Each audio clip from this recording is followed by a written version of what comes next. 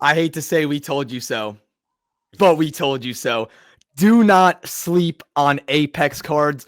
We're in the war room with my co-host Srikar, Rajendran, and Sam Corcoran. I'm Chris Shroyer. And guys, that was literally one of the best cards of the year, if not the best Apex card to ever happen.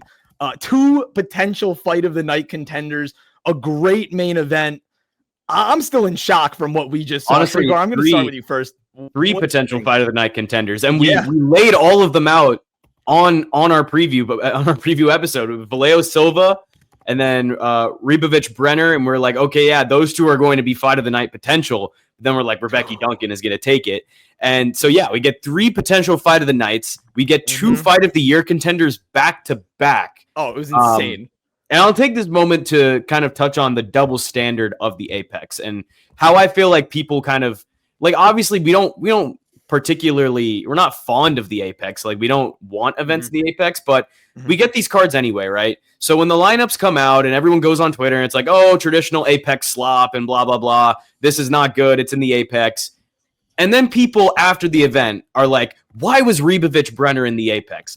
Why was Rębecki Duncan in the Apex? This is such a bad double standard because, one, you're whining about the cards being bad, but two, when the cards are actually good and we all call it out, it's suddenly, oh, why are these fights in the Apex? Enjoy what you're watching. Like, in my opinion, like I enjoy like watching some fights in the Apex, like watching Rębecki and Duncan in that kind of intimate atmosphere where you can hear every punch being thrown. You can see the violence really happening. And in a smaller octagon where, you know, there's not as much running around. The cage cutting is way easier. Like, I feel like this was such a good card. And I was on tape and we have visual digital receipts where I was saying this was the best Apex card I'd seen in my life, and it made very Check out the TikTok. Check out the TikTok as well. We all were saying, like, we all were telling you guys, don't sleep on this because this had bangers all throughout. And look, it delivered. It delivered in every way possible. And that's why for the first time in a while, we got two fight of the night bonuses from Dana White. No performance bonuses, two fight of the night bonuses, which is very I've been calling for it. If there are two amazing fights, they both deserve fight of the night. We were talking about that for 318 potentially with Holland D-Rod, and there were like multiple ones. There were multiple fights that could have been fight of the night. They finally give it. I guess Dan White heard our call because this one actually forced their hand. Like these two, you could not decide what was the better fight. So overall, very, very happy with this card. Definitely met and potentially exceeded my expectations. Great card all around by Uncle Dana in the UFC. Couldn't agree more. Absolutely exceeded my expectations. And out of all three of us, I probably was the lowest on this card. I said this was like objectively not the best. But he came around. Sam came around, you know. Yeah, I came around. Sam realized for an Apex card, it's good. In general, it wasn't good. But this is before. Sorry, let me clarify. This is before the podcast. And before the event happened. Objectively, not a great card. Looking at it as a whole, for an Apex, pretty good. When it's all said and done, this was an A-tier card and an S-tier Apex card. We'll put it that way. I was going to say it's S-tier, bro. This was probably, alongside UFC 317, I'd say this was the best fight night of the year, no matter if it was Apex or in Arena. And I'd go ahead and say it's the second best card of the year in general, including pay-per-views. That's crazy. Maybe behind 314 as well, because that was a great card in its own right. 311 was also amazing, too. This was better than 311. I'm not going to lie to you. I think 311, I think the top three fights so far this year, and we can maybe have a debate later on this, potential midweek episode, wink, wink, is I think my top three, 317, 314, 311 in that order. Like the pay-per-views are always going to be the best, and they're for a reason. Like, but it's also a hard debate to have in general, just because you can't really scale Apex cards to pay-per-view cards when more people are watching. The hype is greater and everything. But in terms of how fun I had watching the card, this was easily in my top three. Like this was so fun to watch. Oh, 100%. It's like I said on that reel and the TikTok, like we just said before, socials are in the corner. You do not want to miss the content we're putting out. If you want to catch on early, you watch the small cards. You watch the cards that might not produce big names, but in the future, they build themselves up to be big names. And I mean, I'm a fan of catching on early, so I hope our audience is as well. So that's a little piece of advice from all of us in the war room. So yeah, let's just get started and start recapping the card top to bottom, or I guess bottom to top. The first fight of the night, Piera Rodriguez defeating Ketlin Souza by split decision, which was actually a really good fight. We all had Piera Rodriguez by decision. I said unanimous. However, Ketlin put on a great fight. But Rodriguez did what we said she was going to do. She landed 7 of 10 takedowns, really controlled the fight. But Ketlin did not back down. You know, she was doing her thing, throwing strikes. But yeah, I thought it was a solid fight to start the night. Just a lot of action right there.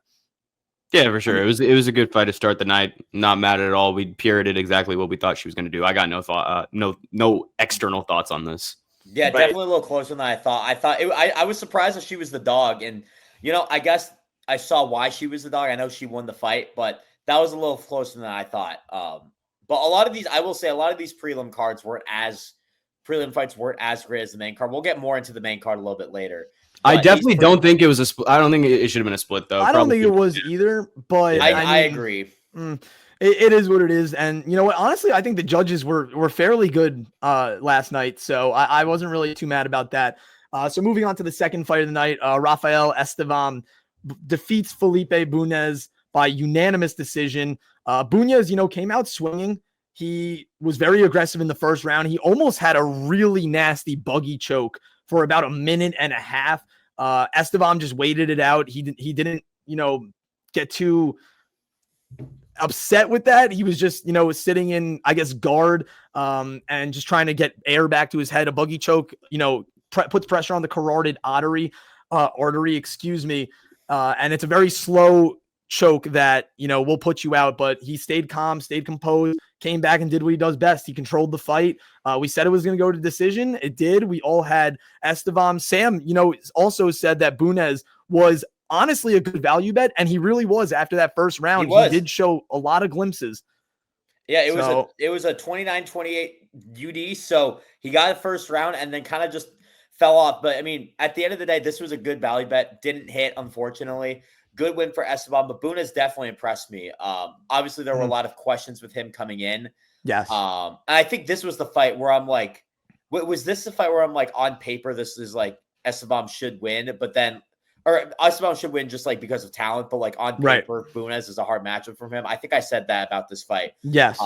So he proved it, stifled him a little bit. At the end of the day, Esteban gets through with talent. He's moving on. Good win for him. Yeah, it was 100%. A classic 100%. Esteban fight. Like, he just controlled, banked rounds. It's what he does. And he did it to Bunez again.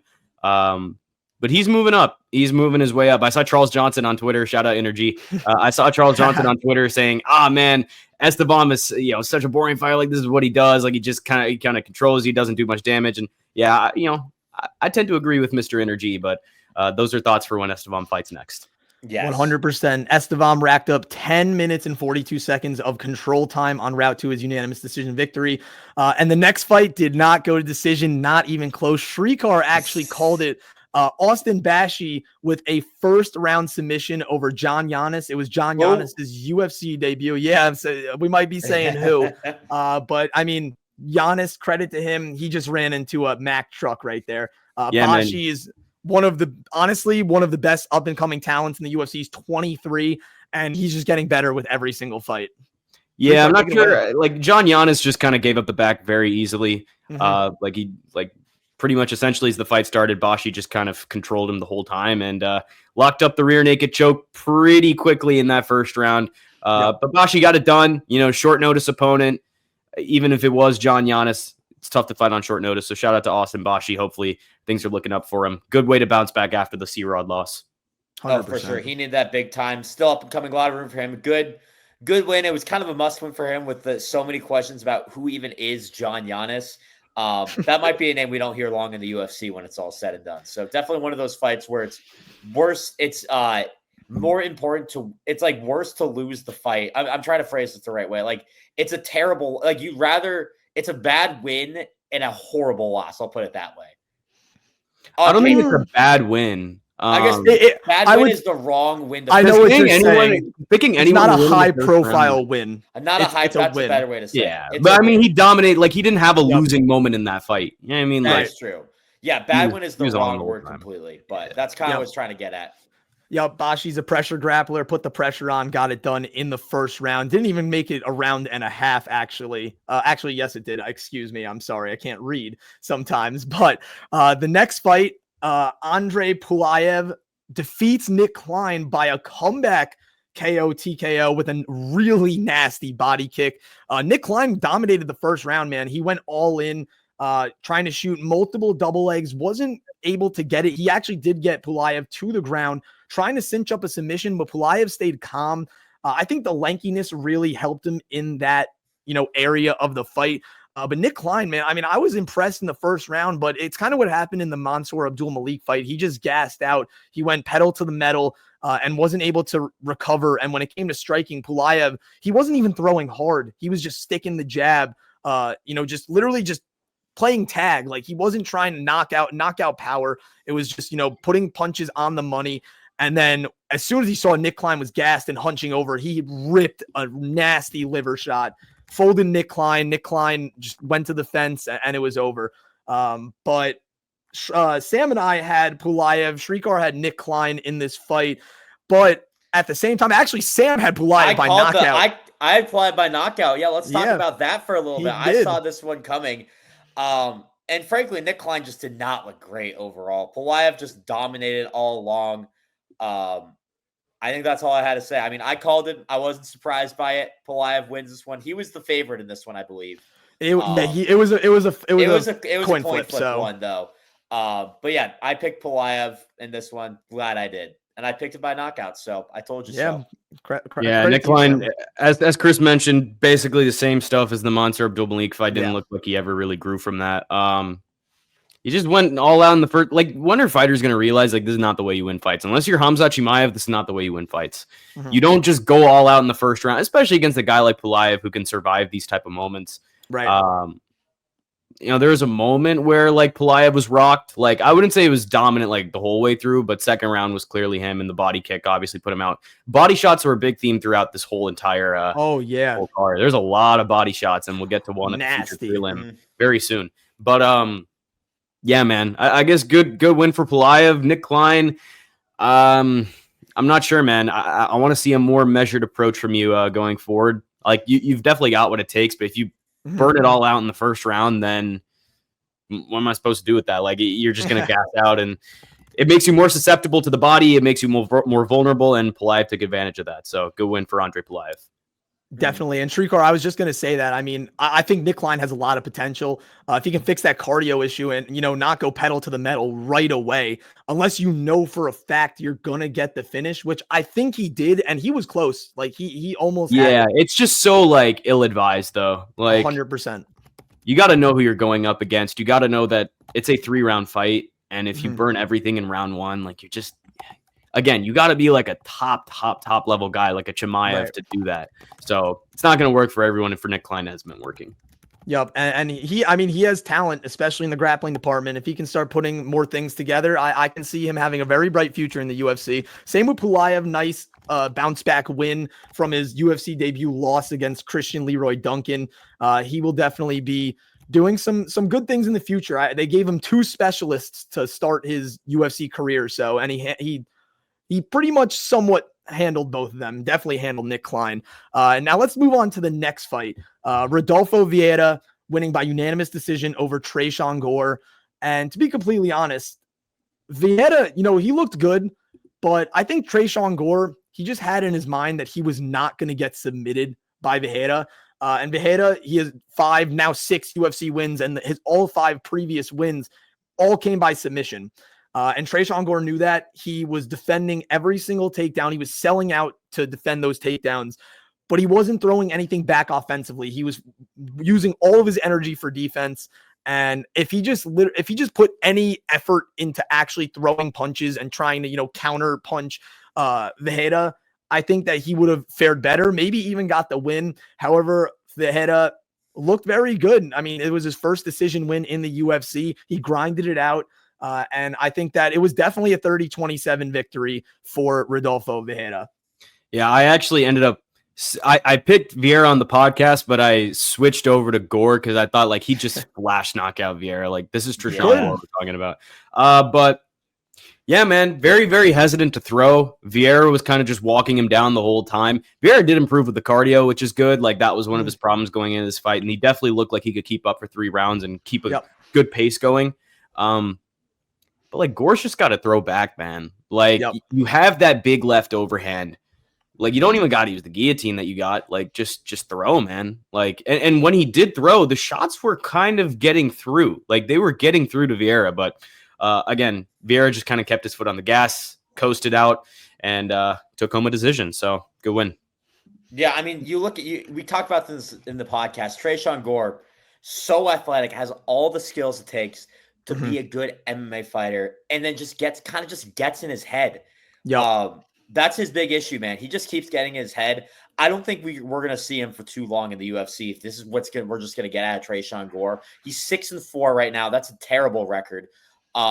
Good win by Vieira, but at the end of the day, just I'm more when I look over this fight, I'm more like just concerned about I'm impressed about Vieira. So I mean, at the end of the day, it's a good win for Vieira. I had him by submission, and Gore did a good job of not getting submitted. But like you said, Chris, he was just like stuck in his head about that. I mean, he kind of needs that. You know, Victor Wembanyama went on like some sort of Buddhist mind wellness retreat. He kind of mind cleansing, just like to clean his head, like just see forward, just not get stuck in his own head. Because he's very passive when it comes to it, and when it comes to fighting, he's just like holding back. You can't do that in the UFC, or otherwise you're going to get killed. We've seen it before, and last night he loses 30-27 in my book. So he's got to change something with that. Yes, and Gore did a great job selling out for defending the takedown. Vieira was 1 for 14 on takedowns, which is actually the second most he's ever attempted in a 3-round fight in his career. He attempted 20 against Chris Curtis, landed none of those, by the way. However, it's crazy stat. Tresean Gore moves to 6-4, but he's also 31, so I don't really know how much room for improvement he has left. That too, yeah. That's why I'm saying he's going to get cut soon if nothing happens. Yeah, sadly, he's a very entertaining fighter, so we hope to see some improvement from him in the future. And, you know, let's move on to the featured prelim, guys. Oh, man. Wow. Touchy subject for me. Yeah, Sam, that ended quick. However, I think it was a good value bet/pick, but Rinya hybrid Nakamura, man. Srikar mentioned it before. We were going to talk about a body shot. What a teep kick to the liver. Absolutely folded Nathan Fletcher. Like when you get a liver shot, your whole body just shuts down. You actually have no idea what's happening. It's like you're not even, I mean, obviously you're hurt, but your head isn't hurt. It's just you can't move. So I mean, great bounce back win from his fight. I forgot who he fought. Who he fight and lose to? Nathan Fletcher. No. Muin Gafarov. Yes, Gafarov. Sorry, yeah. I just blanked a little bit. But great bounce back win against Gafarov, and he didn't even use the wrestling. I thought we were going to see some wrestling. He just wants to use hands, bro. You know what it's kind of reminding me of? Okay, and do not take this literally word for word. Ilia Topuria. Thank you. Okay, thank you. Ilia Topuria is actually initially a grappler. He came into the UFC and just said, "All right, I have hands now." Rinya Nakamura is doing the same thing, and he is knocking people out. So I don't know. I was very impressed from it. I'm not saying he's Ilia Topuria, but I think Rinya Nakamura is going to have a very bright future in the UFC. I feel like the difference is when, oh, my bad, Sam. I just say this, but I feel like when Topuria came into the UFC and started using his hands, he was already good. Rinya is like, he's like, I want to see him. He's young. He's young, though. He's young, and he's 10-1, and he's 30 years old, so not like that young. I would say young in the fighting world. Young in the fighting world. You see risers like Alex Pereira at like late 30s is when he's in the prime of his career. So you never know. I did like what I saw. Obviously, I picked Nathan Fletcher. I kind of like that matchup on paper for him. Heavy underdog, and he got squashed like a bug, unfortunately. But this is a great win for Nakamura. Definitely proved a little more for me. I want to see a little more from him before I can really consider him a contender, a threat to be messed with. Obviously, I mean, this is an Apex prelim at the end of the day. It's not great if you're on an Apex prelim necessarily. Good fighter, still a lot to prove. That says a lot about him. So that's kind of why I'm at with Rinya Nakamura. Yeah, I thought. Oh, my bad. Go Srikar. It's all you. Yeah, I thought Rinya, like, I think he got away with it because I feel like I think he said in his like the press conference or in his post-octagon interview, he said he was going to wrestle in this fight. Yeah. And then he just found the perfect shot, you know. Yeah. Like getting that toes, was textbook too. you get toes dug into your liver, man. Like I hate to be grotesque like that. That hurts. That's literally what happened to Nathan Fletcher. He folded immediately. So it was a good teep, but I do think I won't say it was a lucky shot. It was a well-timed shot, but I still going forward. I have the same kind of thing with Renya where I want to see him wrestle a lot more. Like you're an Olympic level wrestler from Japan. Yep. Like that's pedigree right there. That's good enough to get you, you know, to out wrestle. But he said he felt like his fights were going to be boring if he did that. And he wants to be like, it's kind of like Bilal against JDM. You know, you want to entertain the crowd a little bit and maybe take home a bonus. So you're not going to do a good job. Recently. But you know, if you could just wrestle and just win fights. So whichever path he wants to take is the path he wants to take. But, good win for Renya Nakamura. This was a good bounce back, a good moment for him for sure. We'll see what's next for him. It'll be interesting.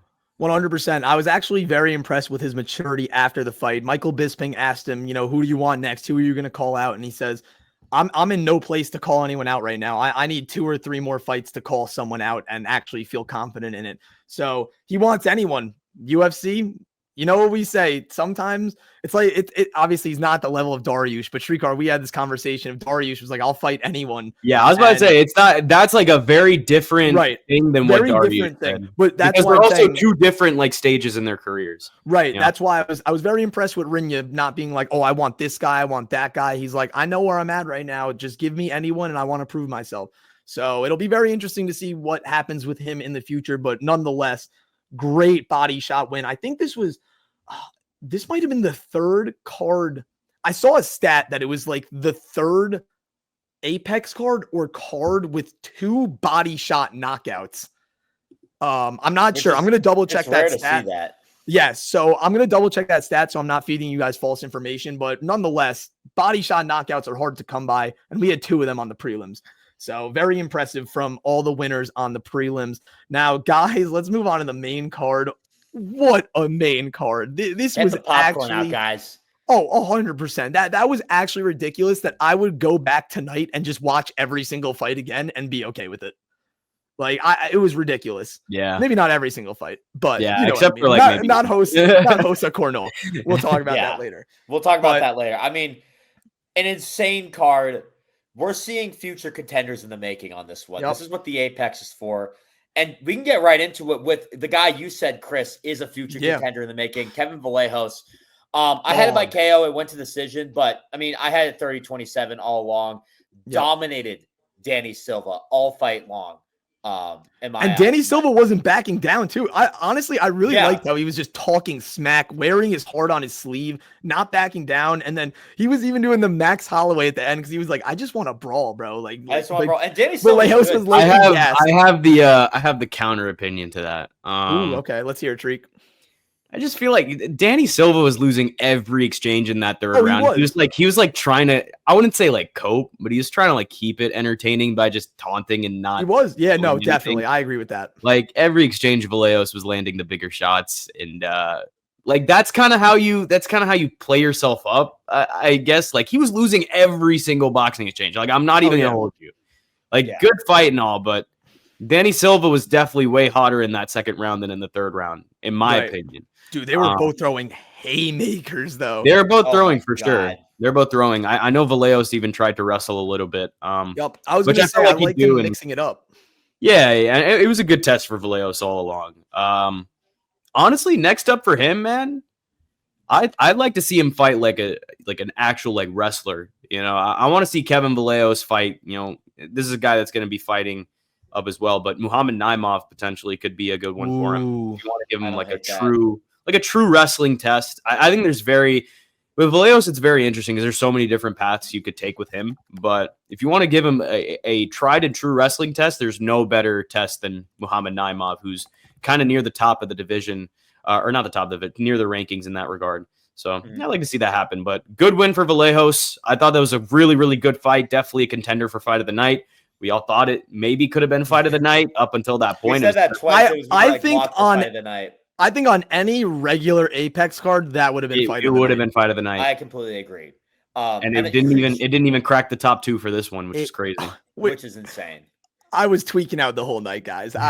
My voice is shot because I was screaming from excitement.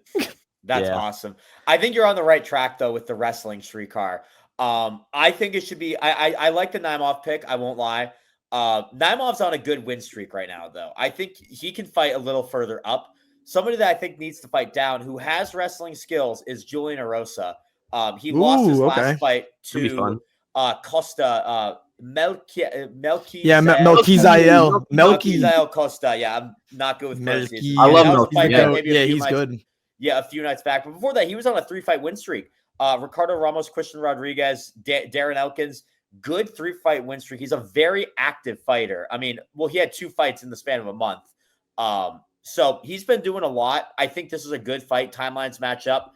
I think this would be great for Kevin Vallejos, a good wrestler up in the rankings who needs to fight down. And then if he wins that, he's probably 1 or 2 away from a ranked shot. I would say probably 2.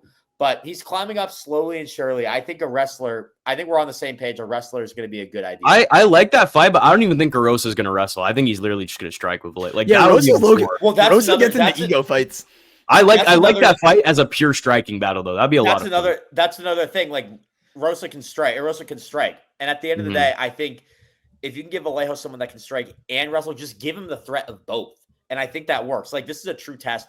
And then maybe after, there's some more wrestlers up in the featherweight division. If Naimov's available, you could fight him. That's one person you could do. I think at the end of the day, you just give him someone that you could do a lot with. I think Erosa's a great matchup. I can agree with that. I'm not gonna lie. I might take it a step higher. I want to see him fight Nathaniel Wood. That's too high.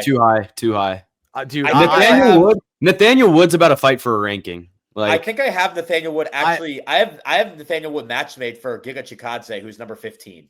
So I haven't getting a ranked shot. Yeah, he's getting a ranked opportunity. Yeah, that's true. The thing is, I think Vallejos earns.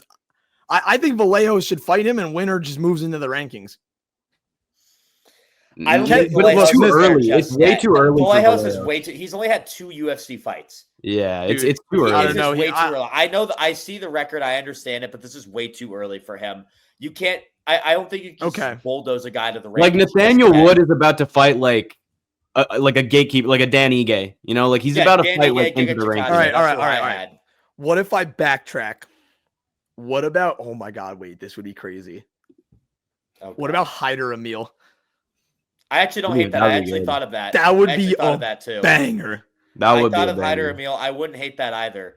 I think that's better than Nathaniel Wood. Okay. I don't know. Also, you guys know, if you saw, I don't know if you saw, but I have very high regards for Kevin Vallejos. He is, that guy is good. And I like how, Srikar, you mentioned a little before, but he mixed in the wrestling too when he needed to. He showed he's the total package, and he hits like a Mack truck. And I think Danny Silva just had an iron chin, but he looked good. He didn't back down. He was gassing a little bit towards the end, but it's just because he was throwing so hard at Danny Silva and not dropping him that obviously that just kind of takes the energy out of you. But yeah, I mean, I think all 3 of these matchups could be good for him. Erosa would be a good fight. So would Naimov and Hyder Emil potentially. Maybe Nathaniel Wood, UFC, if you can hear me. Maybe make it happen.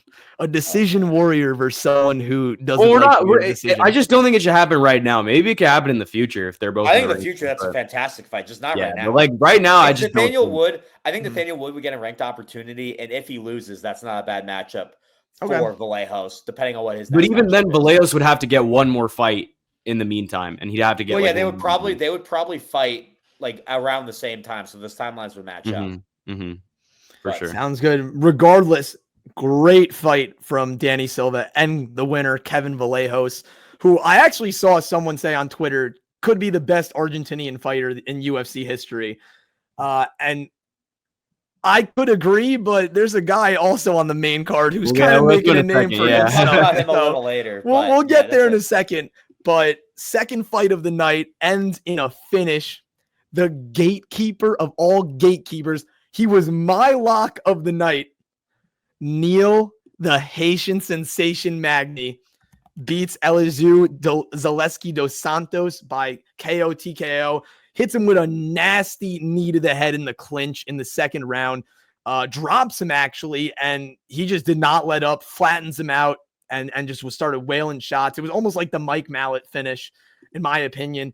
But Easy DS, he did win the first round. He was pressuring Magny. He was landing big shots.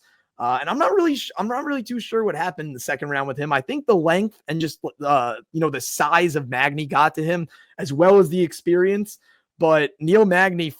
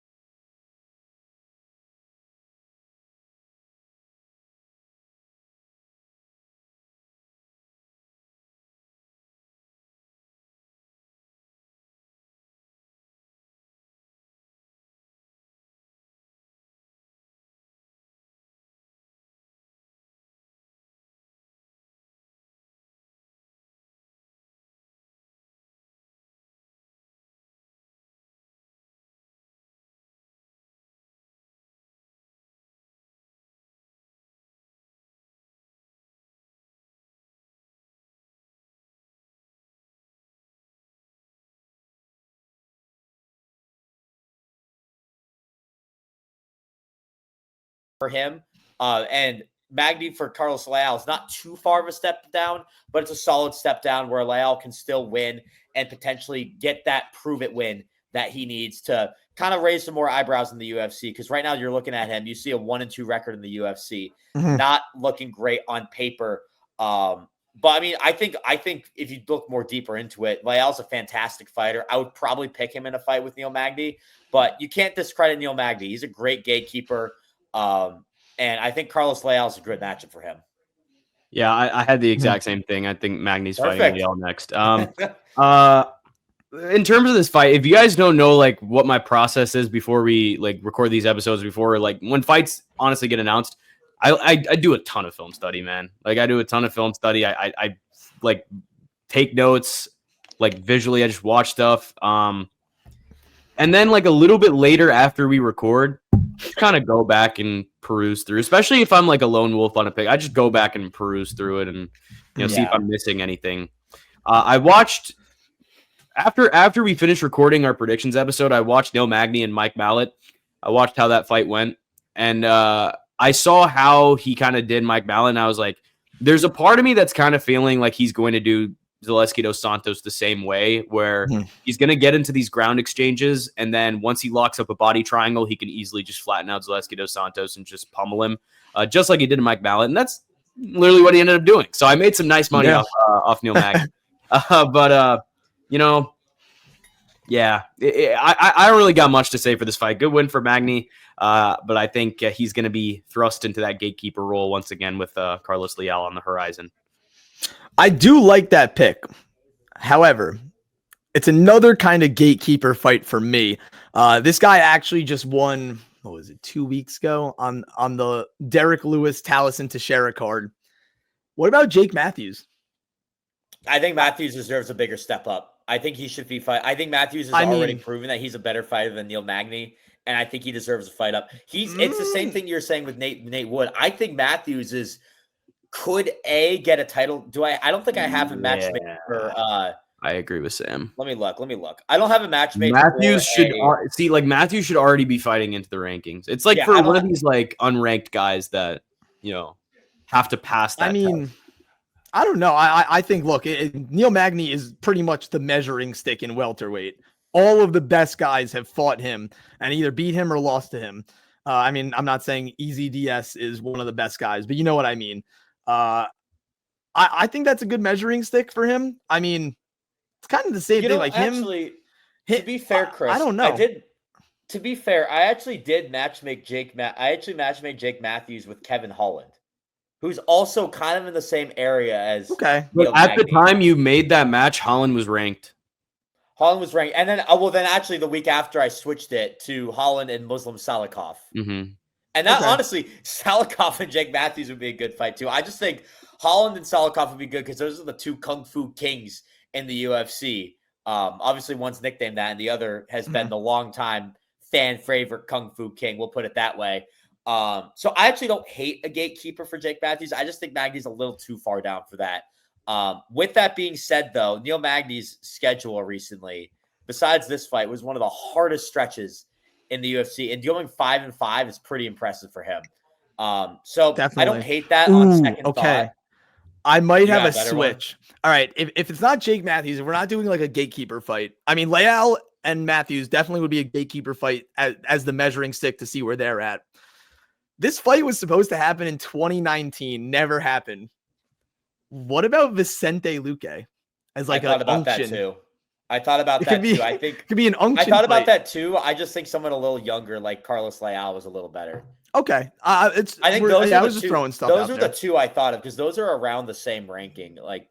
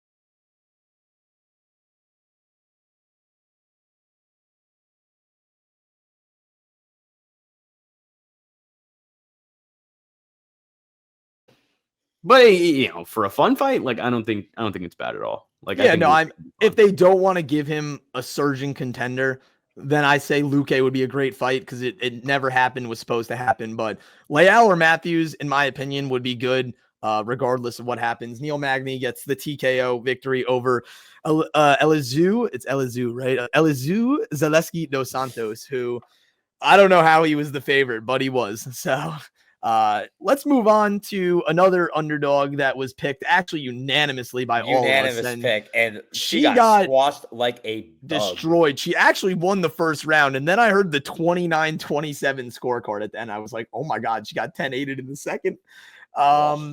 Or it was the second or the third. Honestly, they both could have been 10-8s because she did not look good. Carol Hossa defeats Nora Cornell by unanimous decision. And don't get me wrong, Hossa looked good. She looked very composed. She was swinging for the fences. And both of them were. Nora was doing great work in the clinch with some elbows, some knees as well. But I think Hossa's, experience in the UFC and just in Muay Thai in general really put her over the edge. And then when it got to grappling, that was clearly her advantage over Nora Cornell. And Nora has power, though. If you notice during the fight, every time she threw, Hossa wanted to get in tight just to negate that, advantage that Cornell was putting out. But regardless, I was impressed with Carol Hossa. Wanted Nora to win, but not really good showing. She did make weight this time, though, so congratulations to Nora Cornell. Yes, that's huge. So when Nora Cornell misses weight in the UFC, she wins, and when she makes weight, she loses. I was just gonna say she might have to keep missing weight if she wants to win some fights. If you like the trends, Srikar, I love my trends, bro. Yeah, I love it. But Srikar, I'll start with you first. Just what do you think about the fight, and who do you have next for Carol Hossa? In all transparency, I didn't actually get to watch this fight, so I'm not really going to talk much about it. But in terms of what's next for Carol Hossa, I think Jacqueline Cavalcanti should be a good one. Okay. Because Cavalcanti's kind of rising up the rankings. She's pretty much a contender at this point. She's elevated herself from prospect status. And Carol Hossa is kind of dismantling the prospects as she goes, and she has to fight up. So this is someone she hasn't seen yet. And I think it'll be interesting stylistically. I'd probably pick Cavalcanti to win, potentially by finish. But I think that's what's going to come next for Carol Hossa. But good win. I don't hate that either. It's the thing with women's bantamweight is the by far and away the weakest division in the UFC. They're not over heavyweight. Women's band. Ooh. Nah, heavyweight is the weakest for sure. I would say that's tough. No, I'm gonna say women's. I'm gonna stick with women's bantamweight because there's no, but there it's in a similar boat with heavyweight. There's no true contenders in this division, whereas heavyweight there are a few. I think this division there's no true contender right now, and the fact they have to bring back Amanda Nunes says a lot. But no true contenders. Carol Rosa has fought a lot of the people up in the rankings that she wants to fight. I don't mind Jacqueline Cavalcanti as another prospect that she could fight. I think she could also fight up. There's a fight on UFC 320, Macy Chiasson and Yana Santos. She's fought Yana Santos before.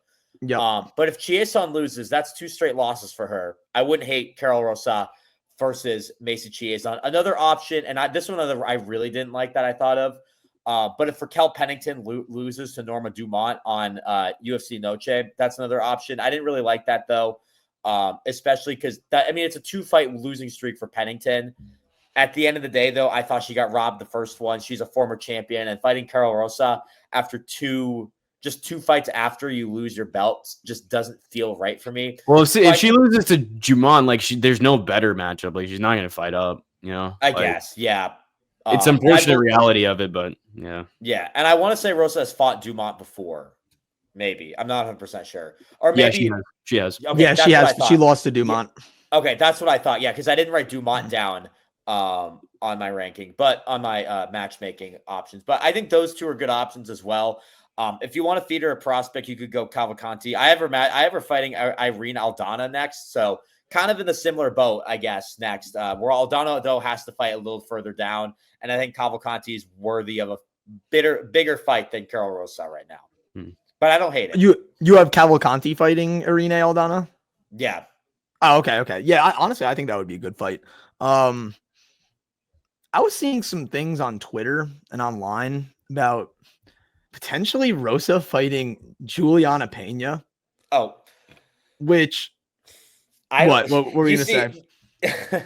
I don't think it's a terrible fight, I think, but I don't think I think Juliana Pena would actually be worthy of that fight, even though she's like the number 1 contender. That's what I'm saying. She has to fight down, bro, and down. She has to fight down, but I don't think that far down. That far down is crazy for her. That is crazy. You know what? I'll take Srikar's side and go with Cavalcanti, Jacqueline Cavalcanti. I think that'll be a good fight. But regardless, the fight, not too much to be said other than the matchmaking at the end. It was kind of a snooze fest. Let's get into it. Let's wake up a little bit and get into these followed up fights. I'm sorry. And this kind of I guess this is ammo that Sam could use for his women's bantamweight pitch. I'm not like women's bantam. I literally that was killing me inside. I could not. I'm gonna make this private chat we have going on during the podcast public. Srikar says, "Let's go to Rebo Brenner. Women's bantamweight is killing me inside." Yeah, damn. Respectfully, man, that was the whole point of the private chat. I feel like that's okay to make it public. But you know what? That was a good idea, Srikar, because there's not too much to be said about women's bantamweight. I was just trying to get straight to Esteban and Elves. Oh yeah, we got this. So let's go where the fun part begins. Let's go. So let's go from the fight you were able to take a nap for to wake up for these next fights. Honestly, would have been fight of the night on any other card, just like Vallejos and Silva. Esteban Ribovics versus Elves Brenner. Esteban Ribovics wins by unanimous decision. This was legitimately a slugfest. I was so impressed, honestly, with Elves Brenner's chin and his willingness to just keep going and throw back. Both fighters landed 120 plus significant strikes. Ridiculous. And I was saying, someone online said that Kevin Vallejos might be the best Argentinian fighter in UFC history. I think Esteban Ribovics is saying, hold up, I might be the best fighter in Argentinian fighter in UFC history, because this guy just gets into wars. Last year he had arguably fight of the year with Daniel Zellhuber in the Sphere, which was absolutely amazing. Follows it up with this. Actually, no, he did fight one time, Nasrat, which was another banger. Yes, he fought And Najrat, one which fight is of the banger. night. One fight of the night, another fight of the night, back to back for him. Absolutely insane. Sam, I'm going to start with you. What did you make of this, bro? It was crazy. This was a crazy fight, just an absolute slugfest. This is why we were telling you to watch this Apex card, because it's a fight like this. Ribovics, who you mentioned the take about Vallejos being the best Argentinian fighter ever. It's Esteban Ribovics right now. He is the best Argentinian fighter ever. And he proved it last night, going blow for blow with Elves Brenner. I loved this fight. Such a good fight. And I think Ribovics, it's funny. I'm looking at matchmaking. I mean, he ties for fight of the night with Rębecki and Duncan. Why not just give him Rębecki next? I think that's a great fight. You have two guys that just went blow for blow, one lost. And it's a step up for Ribovics. They both proved that they have it. So I think that's an option for Ribovics. He still needs a few more fights before, maybe like one or two more before he gets a ranked shot. Another option, I'll give you two more options. Actually, I'll give you one more option. Ignacio Bahamondes. That's another option. That's way up. So that would be crazy. That would be crazy. Wow. That would be a war. It would be a war. I kind of want, Ribovics just was in a war. Keep him in a war. This is how the UFC sells stars. I think Ribovics could be a future star in the UFC. I mean, he's 15-2. He's fought. I wouldn't call him a veteran, but he could be a future star in the UFC. Still fairly young. He is 20. He's 29 years old, so he's still climbing up. Give him another war. Give him. I want to say Gamrot. Give him Rębecki. I think that's the best option for him. I know it's not as big as a step up I would have wanted for him, but I like this fight a lot. I can agree. I actually have a war set up, and this would be between two of my favorite fighters. Esteban Ribovics versus Manuel El Loco Torres. Yeah, another that would end in that would be certified violence. Like that would end in a finish, 100%. And I mean, Torres is his only loss in the UFC is to Ignacio Bahamondes, and that was at the Sphere, which was also a crazy fight. I mean, I love the Rębecki fight. Yeah, I want to see this guy in wars. I want to see him, throwing the kitchen sink at everyone and having that come right back at him. But I think Manuel El Loco Torres would be crazy. It would be El Loco versus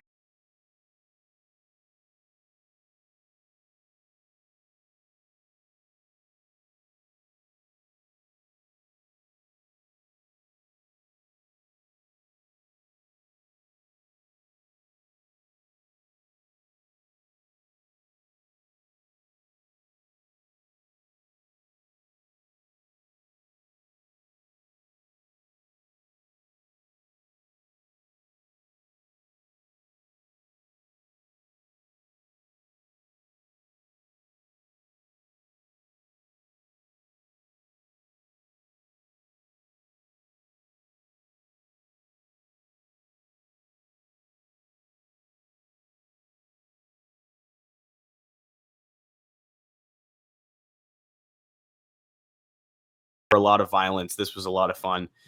Next up for him, I honestly think you could just do something fun here where you have these two fight of the nights and just have the winners fight each other. Like do Ribovics versus Chris Duncan, and whoever wins that gets a ranking, in my opinion. I think that's enough. Like, I think you just set that up. Honestly, it's going to be a banger fight. We know what Chris Duncan's in for. Chris Duncan is going to open as the underdog once again, which that means we're going to hammer Chris Duncan. As much as we love Ribovics, Chris Duncan always wins as an underdog. But I want to see that next. I think just have those two winners fight each other. Both of those fights were at lightweight. Like, this is a golden opportunity. Both of these guys, one more win, and they're essentially in the rankings. Like, I think Chris Duncan, after beating Mateusz Rębecki, is one away. Like, Rębecki was a guy that was knocking on the door of a ranked spot. And that fight, my God, man. We talk about Ribovics Brenner potentially being one of the best fights of the year. This was also one of the best fights of the year. Like, And by the way, I guess we can parlay this into the next Duncan conversation. I'll matchmake him a little bit. Sure. But I actually have a match for Duncan that would boost him even further into the rankings and get him there quicker than I think Ribovics would. So I think at the end of the day, this is why I went Rębecki, because I think both. I think at the end of the day, you compare these two. You compare the four fighters: Brenner, Ribovics, Rębecki, Duncan. Obviously, Brenner and Rębecki lost at the end of the day, so they're not going to get in the rankings just yet. Ribovics is close. I think Duncan, that's a really proven win because Rębecki was really knocking at the door of the rankings, where I don't necessarily think Ribovics was already. So that's why I have Ribovics and Rębecki. If Ribovics wins, he's knocking at the door. That's 2 straight wins for him against a guy who's been that close to the rankings. And he lost to a guy who's also right at the door of the rankings right now. And by the way, do you want to just move into that fight? Or do we have anything more to say about it? Yeah, wait, can I start it? Because dude, I called it. Yo, watch the prediction video. I literally word for word, bar for bar. The only lone wolf of the night, by the way. Only lone wolf win. Also, by the way, I might have went 11-1 on the fight card, so that was a good night for Chris financially. And the only one that spoiled it. Oh yeah, that was sad, but it's okay. I mean, regardless, word for word, I said it. If you could encapsulate if you could have the definition of war encapsulated in a 15-minute fight, that will be it. And it literally did not prove me wrong at all. It proved me so right. That was one of the craziest fights. I think it's fight of the year, in my opinion. That was what do you think's fight of the year? Royval Van still got it. Yeah, I agree. I think the stakes were just much higher for that one, and that was a war in its own right. Okay, but in terms of damage, that was fight of the year. That was violence at its finest. Also, this might just be me being biased. I do not know how Rębecki got the first round. There's no way in my mind that he won that first round. No, Rębecki got the first. I thought he got the first too. Look, volume and strikes can do it, but if the first criteria is damage, the damage was all on the side of Rębecki, like in terms of. But that was from one shot that didn't knock him down. It was just kind of one elbow. Meanwhile, Rębecki was still piling on and accruing more damage on Duncan. That whole round. I don't think so. I think visuals do a lot, and Duncan got one hit on him that didn't knock him down, and Rębecki got like insanely more volume and I think more total damage as a whole. Like, okay, I still score it for Rębecki in that first round. Regardless, one judge agreed with me and had it 30-27. So I don't know who you were, Mr. Judge or official, but it was Saul D'Amato, and I'm of the opinion that Saul D'Amato is. God. Damn! Oh my God, that has me really conflicted because I have a bone to pick with you, bro. I have a bone to pick with you, Sal. But that might have just reversed my thoughts about you. You're my dog now, Sal. You my dog, bro. You my dog. Regardless, what a war. Like, what an absolute slugfest. I was so excited for that fight. And I was more excited after the fight that I just watched that. For Chris Duncan, I think he deserves a ranked opportunity right now. This guy's 14-2. I say throw him into the rankings, in my opinion. You know who I think would be a really good fight? Who? Renato Money Moicano. I think that's a little too high, but I don't hate it. I like where your head's But at then right who do you think not? Okay, assuming you're just giving Duncan this ranked opportunity off the bat, who does Haqparast fight? Like, oh, okay. I mean, look, if they don't give him a ranked opportunity, then give him Haqparast. But like Haqparast should be already fighting for a ranking, you know? Oh, I mean, I guess if you do it on the condition that whoever wins gets ranked. Yes, well, dude, one of them needs to be ranked. Like if we're going off the notion that Rębecki was about to be ranked and Chris Duncan did that to him, then I think he deserves it, man. Like that was a war. And Chris Duncan did not fold at all. He stayed composed. He was popping the jab. Towards the end of the fight, he was just hitting. First of all, those elbows were nasty, crazy work. But he just stayed composed. It's like I said, he was a patient striker. He was popping the jab, and you could see it was visibly stumbling Rębecki towards the end. Yeah. And Duncan did gas out just because of, that was just such a high-paced, like, volume fight. But I think he proved enough to work his way into the rankings. He's 14-2. He's 3-1 as a UFC dog too. I know that means nothing, but the guy has been doubted constantly and he just shows up and shows out. So throw him in the rankings, give him Moicano, give him another finisher. It's kind of tough for me with that. I don't think he's ready for a rank shot just yet. And that's also partly on being lightweight is so stacked right now. You have Joel Alvarez, who just jumped into the rankings when Dustin Poirier retired. He's 15, didn't really like earn that opportunity in the rankings. He's gonna move to welterweight. I was gonna say, but yeah, so he's not even in the ranking. So actually, you know what? I guess you could do Hawk Paras and Duncan for that ranked spot for that 15. Mm-hmm. I don't know. Or Ribovics. Or Ribovics. Yeah, Ribovics. Dude, there's a lot you can do. But I was also going to say you have Fares Ziam fighting on September 6th. He's damn close to the rankings too. He is. Yeah, if Alvarez is going to welterweight, is that confirmed that he's going up to welterweight? Yes. Yeah, he said he's moving up to welterweight. Okay, so then we'll forget about him. I got a guy who I also think it would get him close to the rankings, not in. It's the loser of Benoit Saint-Denis and Mauricio Rufy on the Paris card. You have the best prospect in the UFC going for his ranked shot right now against BSD. If he wins, BSD is going to be either in or like barely in or just outside of the rankings. No, if BSD loses to Mauricio Rufy, he's out of the rankings. Yeah, right? He's out of the rankings. Yeah, that's because he's 13, I think, right now. Yeah, he's coming off the win over Kyle Prepolek, and before that, 2-fight loss streak to Poirier and Moicano. So yeah, he'd be out. So he would be out of that. Okay, so he would be out of the rankings. But I mean, I think nonetheless, these guys are going to be just out of the rankings. I think even Rufy right now is he's very close to the ranked shot. He's getting out of these lightweight prospects. He's the first one getting this ranked shot because he is arguably the best prospect in the UFC. I can agree with that. Yeah, and if he loses to Saint Denis, I think Duncan's a great matchup for him. You need to fight down, not too far down. A guy who should also is coming for that ranked spot. I think Chris Duncan works out perfectly for him, especially after this win. Dog against Rębecki proved a lot with this win. Yeah. I think that's a great fight. Just give him the loser of that co-main event. These guys are both ready it'll be two guys who are ready to move back into the rankings or get to their first ranked opportunity, depending on who they fight. So that's what I would do. Yeah, 100%. I already gave my pick. I think it should be Duncan and Ribovics. But overall, man, this was going to be the fight of the night, even with the other two fights.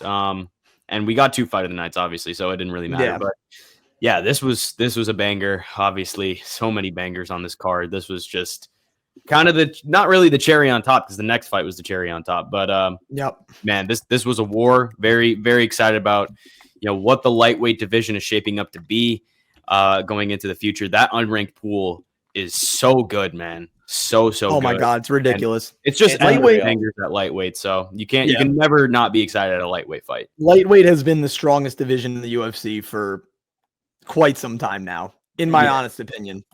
And honestly, I think going into the future, I think welterweight is going to be like that sort of a division that like sees like a golden age. But yes, lightweight is consistently awesome. Yeah. And by the way, can I just looking at this lightweight group, there's one fighter out of everyone in lightweight that legitimately needs to fight down, and that's there's 2 fighters that need to fight down: Moicano and Michael Chandler. That's absurd for in a division. Yeah. That, like,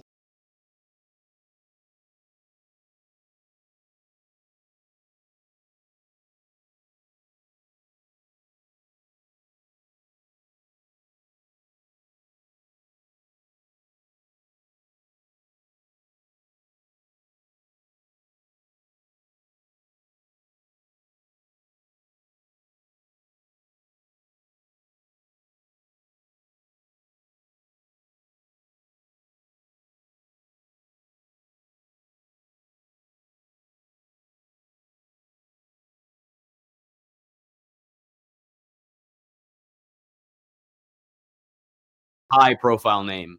That's why I thought Rufy would be better, but I think at the end of the day, you probably do.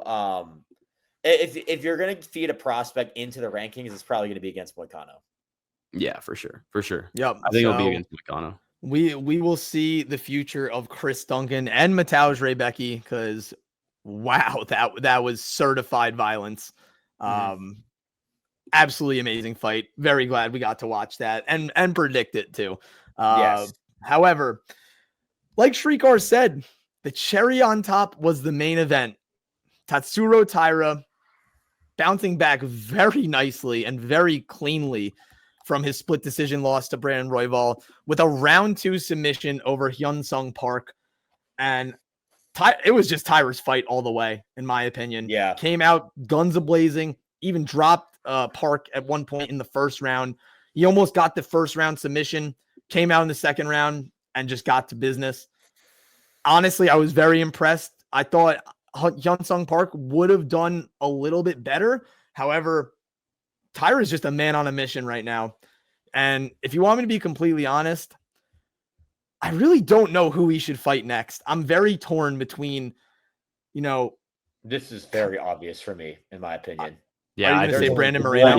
Yeah, that is the only Moreno, fight no you chance. can I was make. going to say, a little part of me was like, oh, should he fight Kai? But at the same time, Kai doesn't deserve that, in my opinion. Absolutely. I think the only other name that Taira could fight is Manel Kopp. And I agree. And I think that's too far down. I think that's way too far down for him. Manel Kopp is too far down, but Kai Asakura isn't. No, Kai Kara France. Wait, I'm confused now. What? He was saying Taira versus KKF. I was saying Taira versus potentially KKF, but absolutely not. No, I wouldn't do that at all. Tatsuro Taira, let me just get into this, is the most deserving candidate of a title shot in the flyweight division after Joshua Van, along with Brandon Moreno. You have to put Brandon Moreno and Tatsuro Taira together, and I don't think there's any question about it. Moreno is the number. I'm just leaving Josh Van out of the rankings right now because we all know he's getting a title. Yeah, he's locked in. Forget about Josh Van for a sec. Brandon Moreno is the top contender in the flyweight division, and the second one. I mean, Brandon Moreno is on a 2-fight win streak, number 1 contender in my opinion. The second guy is Tatsuro Taira at 17-1, submits Hyun-Sung Park, a short notice fight for Park. Obviously not the best win, but his only loss is to Brandon Royval. Brandon Royval now needs to fight down a little bit more. And you look at Pantoja, like Pantoja's fought a lot of these guys. Give him some new blood. Tatsuro Taira is perfect for Brandon Moreno. If it's Pantoja Moreno again, that's fine because Moreno's deserving of it. But if it's Tatsuro Taira, that's going to be a fun fight to watch. Or if it's Josh Van, too. I mean, Van hasn't fought either of those guys. He's been speed running through this flyweight division. If you get a Van Taira main event for the title or something like that, that is going to be one of that. I mean, we talk about Pantoja Van as one of the greatest flyweight fights, probably the greatest flyweight fight to ever happen. I think Van Moreno or Van Taira is also up there in one. Or even Pantoja Taira, for what it's worth, would be that too. Srikar, you should let everyone in on the conversation we had last night about the two people that might be the biggest threat to the champion. Yeah, I mean, you said it. You just said it. Like I feel like Taira and Van, one of those two is going to beat Pantoja. Like straight up, one of them is going to beat him. Maybe both, but they're both like stylistic nightmares for Pantoja. Well, one is a stylistic nightmare. The other is like with Van, it's like when we see him with a full camp, like what is this guy going to look like? You know what I mean? Like he's probably going to be insane. So I think either one of them is going to beat Pantoja. Obviously, like if you go back to our UFC 317 recap episode, I picked Van to like beat Pantoja. Like I think he was going to do it, and I still do think he's going to do it. Which could set up Taira versus Van, which would be phenomenal. Well, and by the way, not immediately because Pantoja would get the immediate rematch. But yeah, that's the other thing you have to wait because Pantoja, if he loses, is going to get immediate rematch. But you set that just setting it up in general as a title eliminator works out really well. I think what the UFC has been doing, they're doing it for 320, they're doing it for 321. Maybe they'll do it for 322, but I think UFC 323, we don't know where it is. We don't know when it is. It's probably going to be in December. It'll be Vegas if it's in December. I mean, that's not always the case, but historically in recent years, it's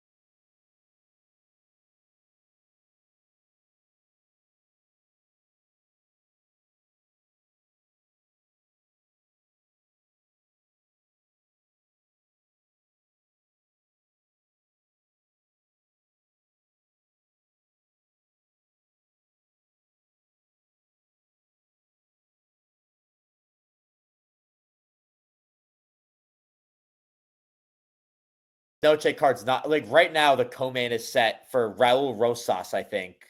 potentially. I don't know. Nah. Is that even? Is that even a confirmed fight?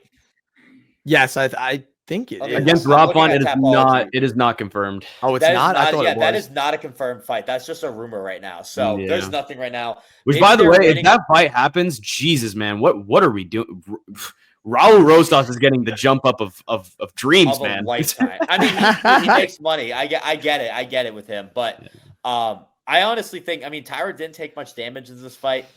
If he wants to go that quick, do it. This is a good chance to prove that you're ready for a title eliminator. And worst case scenario, if for some reason Van wins, Pantoja's getting a rematch. I bet Taira would. I have right now a match between Brandon Royval and Manel Kape. I wouldn't mind Taira fighting that as well. I think he should be just one away, but seems like this guy likes to fight a lot. Just do it, man. Prove your resume even more. And real quick, and honestly, avenge that Royval loss if Royval beats Manel Kape, because that's his only loss on his resume. Just putting that out there. Maybe. And before we close out the episode, real quick note on Hyun-Sung Park. Because he is kind of the forgotten equation of this whole flyweight picture. He was about to fight Urseg. Honestly, Charles Johnson and Loner Kavanaugh are fighting in Shanghai. Whoever loses that, I think, should fight Hyun-Sung Park. I agree. I like that. It's a decent step up for Park. You're not thrusting him into a top 6 matchup or a ranked matchup for that matter.